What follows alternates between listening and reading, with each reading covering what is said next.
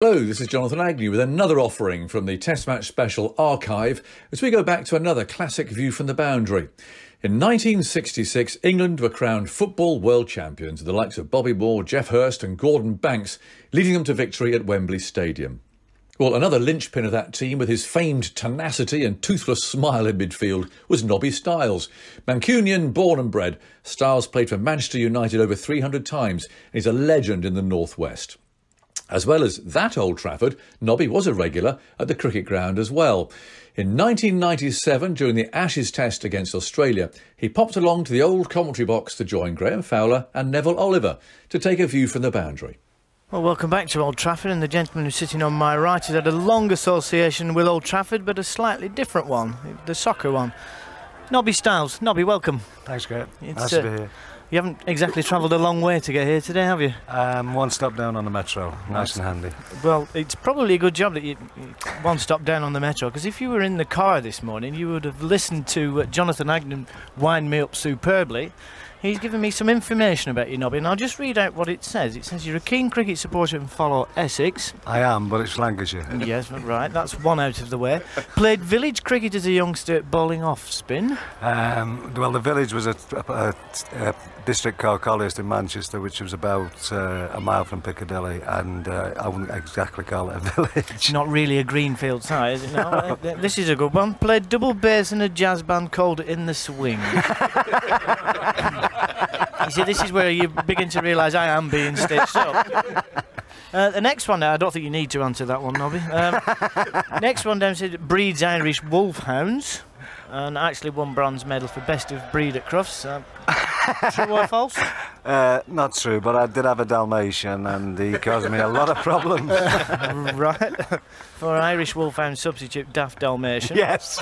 And then then it goes on to say that you did many daring deeds for charity, and I do know you do work for charity, but amongst those you performed a free-fall parachute jump from 10,000 feet and also water skied barefoot for 500 metres. Well, I never did a parachute jump because with these my eyesight, I would be very worried. And what was the other one? Water skied barefoot. No, the nearest I came to that was we were in Surfers Paradise with Manchester United in 1967, and I didn't even see Surfers Paradise because my relatives were there, went over there in '49, so I was looking at all the kangaroos and that. You know. Well, talking about animals, the last one, and I really should have clicked at this stage, shouldn't I? It said, spent a night locked in the chimpanzee house at Tycross Zoo, which raised £7,000. Thank you very much, Jonathan Agnew.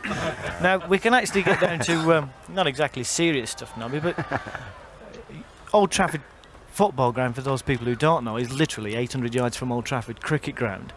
And I'd a guess, and although you'll probably tell me in a minute, have you spent a fair amount of time on the cricket ground? Oh yeah, ever since a little boy. I go back as far as when I was 6. I used to come down to Old Trafford, and because the season used to start as well over at Old Trafford, they'd play the first sim against the reserves, so I'd come here on a Saturday and then go over to Old Trafford to watch them. Right. And bank holiday Mondays, Lancashire, Yorkshire, and that was tremendous. Yeah, so you've been a big lover of the game. Oh yeah, I mean my heroes were Brian Statham and Roy Tattersall at that time. Yeah. I believe you actually saw, was it Brian Statham you saw playing his first Roses match stadium? That's what he told me. I was fortunate enough to be here a few years ago. We've been invited down and I had lunch with Brian and Roy Tattersall, and I must have drove him mad, because I kept saying I can remember this, I can remember that, and I was saying that I was on the boundary over there on the far side, and I said to Brian, you were in the last hour facing Freddie Truman, you and Bob Berry. And I said, you held out till the end of it. And he said that was my first Roses match. Right. So I must have drove him daft. It's funny how you probably remember more about that than he did. I probably would actually. Yeah. And then I said I'd listen to him, the radio, about 5 in the morning before I went to school. It was the test matches out in Australia, and he said that was his first test series. I think him and Brian, I think Roy Tattersall and himself got flown out. Right. I'm not too sure. Having had this long passion with cricket, did you actually ever play as a boy? I know that you, at a very early age, you were playing soccer. Yeah, the school I went to was St Patrick's in Colliers, and we played both both things. But I went for trials for Manchester Boys at cricket, but obviously with my eyesight wasn't very good at it, and didn't get through the trials. And then obviously I went for trials for Manchester Boys and was fortunate enough to go on from there. You know. That'd probably be about the same age, would it? Yes, that's right. Yeah, under 14. Under 14. What? But you couldn't manage to play to the club cricket after that? No way. I mean, the grounds we played on was red shale, red wreck. I mean, the ball could go anywhere, and with my eyesight the way it was, I wouldn't see it anyway, you know. You'd have been a bit better off today, though. You'd have had up-to-date and modern contact lenses, which... Well, fortunate enough for me in the football in the 60s, that was when I first started to wear contact lenses, and Manchester United were very good at that time because I was really struggling. I had to go backwards to come forwards, and without the contact lenses, I'd have been really struggling, you know. Yeah, and I've spoken at dinners with Dennis Law on a few occasions, and he often tells a story about your early contact lens wearing escapades. Dennis, well, we had a few contact. We had a slight bit of contact in the England-Scotland games those days, you know. And Dennis used to say it was my eyesight that was to blame, but I think it was the passion of the England-Scotland, you know. You just wanted to get one back at Dennis, did you? Well, if you can get one back at Dennis, you're doing well, you know. But when it was England-Scotland, yeah, that was very important. Right. So, but talking about going back to cricket, you've obviously loved cricket. Do you still watch when you can? Yes, very much so. I watch all the test matches. I get down when I possibly can. As I said, I live one stop down, so many a time I'll just come in on the metro and just sit on the far side and just watch on my own. It's great. I mean, one of my highlights as a child, it was, and it had to come up in conversation, was the 1966 World Cup final. That really stood out in my memory. And I'll tell you this, you might enjoy it or not, but you're actually my mother's favourite. Well, I think it's the amazing thing was after the World Cup final in '66, I remember going to Sale Locarno, and it was a bingo night, and I was presenting some prizes or whatever, and I got more kisses that night off grandmothers. I must have pulled every grandmother in England, you know. I think it reminded them of their husbands with no teeth or whatever. So, well, I mean, that's one of my great childhood memories, is the '66 World Cup final. But in your childhood, do you have any massive sporting memories, particularly involving cricket? I mean, you remember coming down here, but is there anything that stands out, any boyhood heroes? Obviously Dennis Compton. It was before my time, but as I said, that was the times when I was 6, 7, 8, 9, 10, 11. As I say, Brian Statham, Johnny Wardle from Yorkshire. I can remember listening to, as I said, the test matches in Australia with Johnny Wardle playing. Yeah. Jack Aiken of Lancashire, you know, and the slips and that. And they're the memories you have. And I always remember Alan Wharton in sixes. Right. It was about for Lancashire, and I used to love that. And I actually said it. I spoke to him just before, not long before he died, and I said I can remember that. He said, "Well, I didn't hit that many," but to me, he was hitting them all the time. You know? Yeah. It's amazing what your memory does to you. You can. Actual reality of some things is not what your memory tells you it is. That's right. I mean, people say to me these days, you know, I can remember that and such, and your mind. It seems to tell different things to you, you know what I mean, because time goes by, you know. So, but it's nice people to talk to me about it, you know, all the different things, you know. I bet you can remember winning the World Cup final. Oh yeah, I mean, that was the greatest day, obviously, in my football life. And that in the '68 European Cup final, obviously, being a Manchester lad. But no, I mean, the elation or whatever, you know, being the best. It was tremendous, but it wasn't a case of that. It was the support we got from the people. It just carried you on and carried you on. And there was a bit of that last year with Euro '96. In '66 it was the same. And when you get the support like you do here, the adrenaline goes. It makes you do more, better than you can ever think you can do. You know. And so obviously it's great. How much did Wembley count towards the World Cup victory? If that game had been played, say, in, I don't know, Germany or Holland, I'm not saying the result would have been any different, but playing in front of a home crowd, was that a substantial ingredient? Oh, of course it is. I mean, it's like anything else. I'm sure it's the same out in Australia. If you've got the massive crowd and that support that's there, as I say, you can do things that you don't think you can do. The energy is amazing. I've got to tell you, Nobby, I'm a great fan of yours, and I remember the 1966 World Cup vividly, and you're a pugnacious little man, and I always used to think, well, that it looked like a bulldog the way you attacked. But I've got to ask you about full-time, 2-2. And how did you feel when you had to line up for extra time? And that must be dreadful for a sportsman to have given your all and then realise when the final whistle goes that there's more to come. I always remember, obviously, I was in the wall and I was lining the wall up from the free kick that went in, and when it's gone in, obviously they're in the ascendancy because, you know, they've got it back. We're deflated. I always remember going over to Alf Ramsey. Walked over to Alf Ramsey. Wolf McGuinness was there. He was part of the squad. Harold Shepherdson, the trainer. They're coming out towards us, and a lot of the lads were wanting to go down and get massaged, lie down and get massaged. And if you ever see a photograph, there's only one person on the ground in the England side, and that is Bobby Moore. And Bobby's not actually looking for a rub. Bobby's just sat there as usual, enjoying himself, Bob. And Alf Ramsey came over, and the lads were wanting to go down, and Alf Ramsey said no. He said, look at the Germans. And we looked over at the Germans, and every one of them was flat out getting rubbed. Psychologically, he got us. He picked us, you know, they're shattered.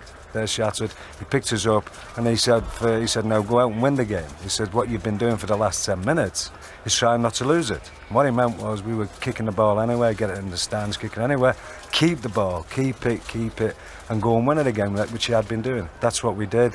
And it was the same with Matt Busby in '68. They were so different people, completely. And they both said exactly the same thing. For the last 10 minutes, you've been playing not to lose the game, be positive about it, go and get the ball, pass it, keep it, make them chase us. You mentioned Alf Ramsey. Alf Ramsey was a great supporter of yours. That's right. It seemed that whenever Nobby Stiles was being talked about being dropped or whatever, Alf Ramsey was the man who stood up and said, no, Nobby must be in the team. Well, I didn't realise this until later. I saw him talk on the television about it, but I didn't realise much later that after the game against Argentina, but the game before Argentina, I'd been in a bit of trouble with the French game. And a bit of trouble. well, you know, it was a bit of a dodgy tackle, say, and a Frenchman got injured. The contact lenses had slipped. No. People say that to me. They say, well, you know, with your eyesight, you must miss a tackle. And I say, well, does Bobby Charlton? If Bobby Charlton it's under shot goals, did he all go on the target? And I said, well, tackles is the same. They can't all be on the target, you know, because it's a matter of timing or whatever. But Alf Ramsey, by all accounts, the selectors said they were going to drop me for the quarterfinals against Argentina. And by all accounts, Alf Ramsey stood up to them and said that he would resign if I didn't play. And I didn't know this. But for a man to do that for you, obviously, is unbelievable. And in the dressing room just before the game, as we're going out in the tunnel, Harold Shepherdson, Les Cocker, the trainers, who were great people, came to me and they said, look, Alf has been absolutely brilliant for you. Don't let him down. And please God, I didn't. What was it like for the guys to be in the squad but didn't actually play in the final? They must have felt a huge part of it, but also not quite part of it. I mean, the one I particularly remember was like Jimmy Greaves. Well, Jimmy, again, as I say, what happened, Jimmy played in the 3 opening games, but Jimmy got injured against France. He had a cut on his instep. But I also remember Jimmy, obviously, we had 5 world-class players in our team. We had Gordon Banks, the great Bobby Moore, Bobby Charlton, Ray Wilson, and Jimmy Greaves. And Jimmy, obviously, as I say, was one of the 5 great players. So obviously, he was very disappointed, Jimmy. And but actually, again, if you to go back over the tape and you see, actually, Jimmy Greaves came on to me, put his arms around me, and said, "Keep him going." Now, Jimmy, I know he was very disappointed. But for the rest of the lads in the squad of 22 players, and we have it now when we ever see each other and meet up again, the bonding that was there was unbelievable. If you hit one of us, you hit all of us. Yeah. You know, not just the lads. So it's great when we get together, which is every now and again, about every 5-10 years or whatever. The squad, if we get the squad of 22, like Ron Springer, Kate Kellick, Peter Bonetti, Jerry Byrne, Ian Callaghan, it's like family. And Alf Ramsey developed this thing between us. I don't know how he did it, but the spirit was absolutely unbelievable. I think that's one thing that runs through all sports, well, team sports, that if you've got a successful team, then the actual spirit that's there is something that never goes away. In my own case, Mike Gattin is a very special person to me in cricket. If it wasn't for Mike Gattin, I wouldn't have scored 200 in a test match at Madras. It was Mike Gattin who got me there, and he actually got a double century as well. And there's a special bond. Now, that's just from one 2-1 game, but to actually win the biggest trophy in the world, then you must have an incredible bond between all of you. Oh, the spirit was absolutely unbelievable. I always remember Alf Ramsey after the game against Portugal. I got a knock in the last 10 minutes. They're trying to score, get an equaliser.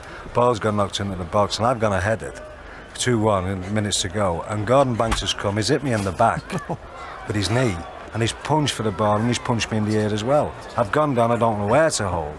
After the game, I'm looking forward to a celebration because we're in the final. Because we'd had a great celebration after the Argentinian game. We're in the semi-finals. We stayed in the Hendon Hall, a lot of friends in. No ladies, just friends in. Had a big sing-song, got well jarred.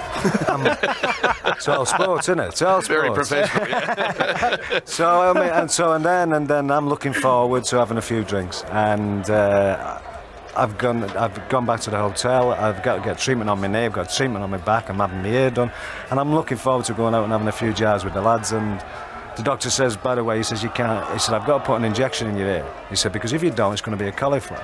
He said, but I said fine. I said, but I'm going for a drink now. He said you can't have a drink. Well, don't put the injection in there. I said that. He said, but no. He said, do you want to have a call? I said, no, I'm ugly enough anyway, so do without it. So anyway, he did it, and I walked back in, and I'm thinking that the lads are going to be enjoying themselves. I can't even have a drink. And Alf Ramsey, I'll never forget. Alf Ramsey stood there as I came in. He was waiting for me, and he said, "Gentlemen," he said, "Mate, now you may have 2 drinks." He said, and I mean 2 drinks.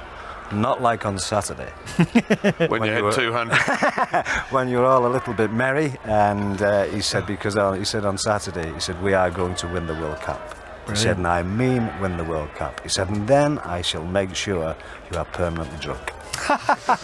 Oh, it's probably a good job that you did have the injection in your ear. I mean, you have to look after your ears, don't you, to get your glasses on? Well, if what happens, I have Evander Holyfield, they'll be all right to keep slipping, won't they? So. Nobby, if I throw you a name, give me a reaction. Georgie Best. I mean, genius, absolute genius. Yeah. I mean, terrific. I mean, such a great player, could do anything. Great tackler. I mean, people say, "Oh, he got the bounce of the ball when he's going past you." It was a great tackle, great balance. Loved life. Oh yeah, yeah. I mean, he was the first superstar. How do you cope with that? I mean, he was the time of the Beatles. He was the 5th Beatle, really, wasn't he? Yeah, really. I mean, how do you cope with that at his age? But well, you'd probably follow him round and. No, I'm a little bit older. Man United. Whether you live in Australia or you live here or you live on the moon, you'd have to be aware of Manchester United. What makes them a great club? I'm biased. I mean, I've been a supporter since I was a kid. I remember listening to the 1948 Cup final when I was 6 years old, and as I said, Manchester, Lancashire, right through it. And so it is special, and it goes back. And I think obviously Matt Busby has a great importance to it. He's the man who developed it. I mean, as I said, I joined Manchester United in '57. I was there 8 months. When the Munich air crash happened, they were all my idols. Little Eddie Coleman from Salford, Snakehips they called him, he was my idol. So to go there and be a part of that was tremendous. But as you say, there's a magnetism about it because when they play, the supporters won't allow. They've got to play football. They've got to knock the ball about. They've got to play. They've got to be attractive. They can't be negative. They can't play long ball stuff. They've got to play. They've got to be attractive. And it's always been the same. And especially with Matt Busby, many a time, winning 5-4, he'd always say go out and score more if you got to. He would never close a game up. He always wanted to go and win it. And as I said, I went to Australia in '67. We toured Australia for 5.5 weeks all over the place.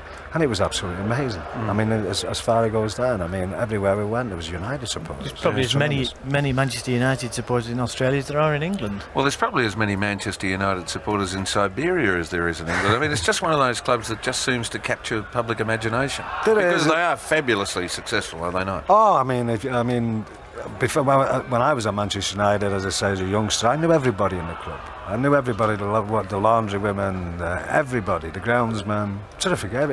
But now it's so big, it's grown so huge. because of, as I say, there's a glamour about them, whatever way it is, but there's a glamour. Nobby, you mentioned, sorry Graham, but I did want to go back to that, I mean, it's a sad part of the history, but the Munich air disaster, what sort of a pall did that throw over the club, and how long did it take to throw it off? It was amazing because we were training in the afternoon. Those days, as apprentices, we was ground staff. Those days they called it. You didn't train in the mornings. You did your work. You cleaned the boots. You did the dressing rooms. You did the gym. You did the stand sweeping. And then they told us we trained in the afternoon. Bill Ingles, the second team trainer, came and said the plane's crashed.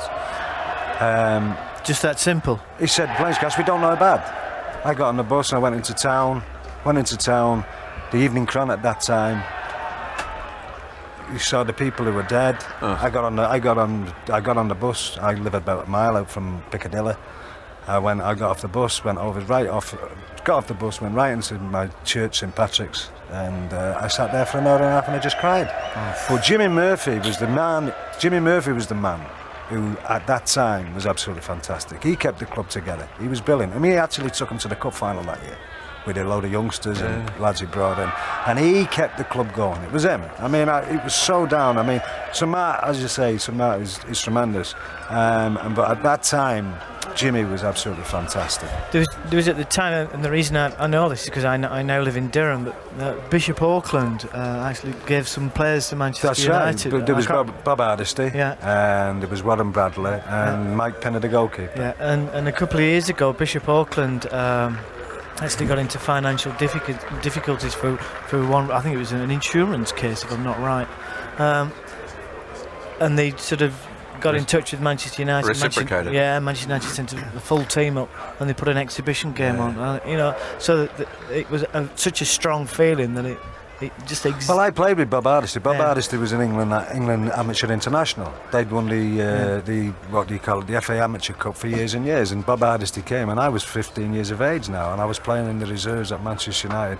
And it was great because I had an experienced player playing alongside me. I mean, the sad thing was, as I say, Munich happened. But what happened was then he had to bring in players like Noel Cantwell, Maurice Setters and that. But they were older players, and you learned off them. I mean, there was a little fella called Ernie Taylor who played in the 1953 Cup final for Blackpool. He brought him in, Jimmy Murphy. And these experienced players tell you a lot of things. How quickly was it after that you ended up playing regular first team?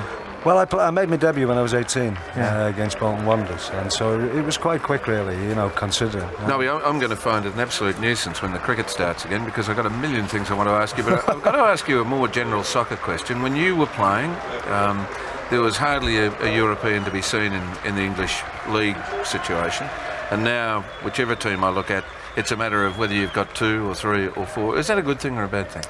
I tend to think it's not a good thing. I don't think every foreign player that comes over is the best. If the best are coming, you'll learn off them. There's no doubt about it. Like the lad Zola from at Chelsea, Cantona who's at United.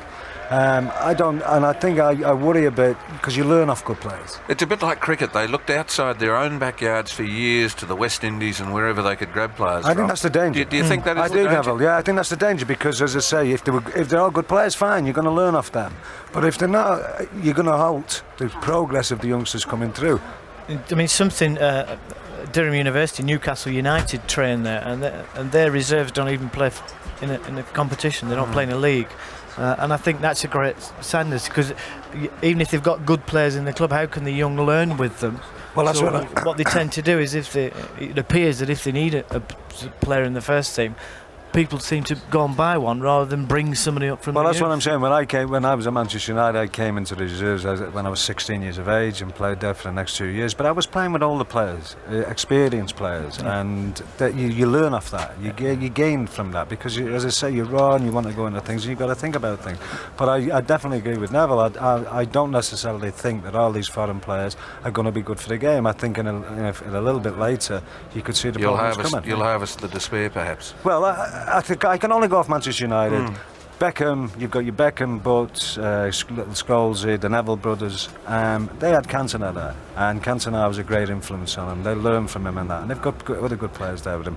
but they will come on from that, gaining from it. But I think if you bring too many in, it's going to be detrimental. I do believe that. Manchester United have always had a good youth policy, haven't they? Well, to be fair, system. They did, but for many years, it faltered. After Matt Busby and it faltered for a spell, and under Alex Ferguson done an absolutely tremendous job. I mean, in the time he's been there, he absolutely transformed it. Absolutely brilliant. And that's not just done very easy. It's not just done overnight. He works at it, and his planning is absolutely tremendous. And what he has, as I say, what he's done, he's built for the future. I mean, he sells Gillespie for £1 million to Newcastle, and all these other players who are there. But you sell a player for £1 million. That guarantees your youth policy for the next 5 or 6 years. That's tremendous. You've been studying this game closely. What do you think? Give us a reasoned opinion about how it's going. I'm worried. I'm worried. I must be honest. The press get on my nerves because they built the England lads up. They won the first test, which is great. The England lads know what they're in for. The Australians are a great side, so they know what they're in for. But we're going to roll we're going to roll them over and all this, the Aussies and that. It's a different game. You know, I was here yesterday, and England had a good start, but they didn't have to. They had to work for it like anything. I don't think there was anything given away, and there's pressure on it there. And then not the ball that got Stewart. There was one before that, and it turned so wicked off one. I thought, Christ, no, he's not it again, is he? You know. And the doubts started coming in. So, I mean, he's took some stick, and I thought that was tremendous. I mean, he kept plugging away down there, and McGrath's coming in from here. It was unbelievable. You know, he didn't give nothing away. Nobby, do you study Australian soccer at any distance? This wonderful new manager we've got, and Terry Venables is a great manager. I mean, he did a tremendous job for England in Euro '96 because what he did was very similar to Ralph Ramsey. What he does, he makes you strong from the back first. You don't lose games. You've got to make sure you don't lose games in the first place, and then you can come on and get stronger from that. And Terry is very good. I also have a friend out there, a friend in Perth. Played in the 90s with me in the '68. He didn't play in the final, but he played in the games approaching the final, which is a lad called Franny Burns. And Franny's been out there for years, and I believe I think he's doing quite well out there, Franny. You know? So I'll look out for that, you know. But I think Terry. I think they've got a great manager there. Actually, they've got a terrific record since he's been out there. I heard you talk with great love of Matt Busby and Alf Ramsey. It must be a terrific pleasure and a wonderful confidence thing for a player to have such a wonderful manager. Yeah, of course it is. As I say, and you get this belief in it that what you're going out is what you're doing is right. And as I said before, nobody gave England a shout in the Euro '96 before, and especially after the Switzerland game when they'd had all the trouble in China. And the Switzerland game, England are not going to. We had the same in '66 when the opening game against Uruguay. Makes you stronger, but as I say, you build from the back first, and you don't lose goals, and then your great players will win your games, like Gascoigne did against Scotland, scores a great goal, lifts you. Then you start to go. You know? I think we'd have called you the pocket rocket in Australia. 5'6", 10 stone 10. No, I was. No, I'm delighted about that. I'm 5'5.5". Oh well, hang on, I'll rip this bit of paper up here. It was given to me by Jonathan Agnew, who seems to insist that you were locked in a zoo cage at one stage. And I'm listening on the radio when I'm in the car, and I'm listening to this, and I'm thinking this fella's serious. You know, I'll know better now. Barefooted water skiing. I can't tell you what a pleasure it's been to talk to you, Nobby. As I said, I admired you from a very great distance for a long time, and when they told me you were coming up, I had to get special dispensation from the boss Peter Baxter to sit and be part of the chat. It's been a great thrill for me, I can tell you. I've enjoyed it very much. Thanks, Noel. Well, lovely memories there from Nobby. If you're wondering, that test was won by Australia by 268 runs, with Steve Waugh scoring 100 in each innings, and they went on, of course, to win the series 3-2.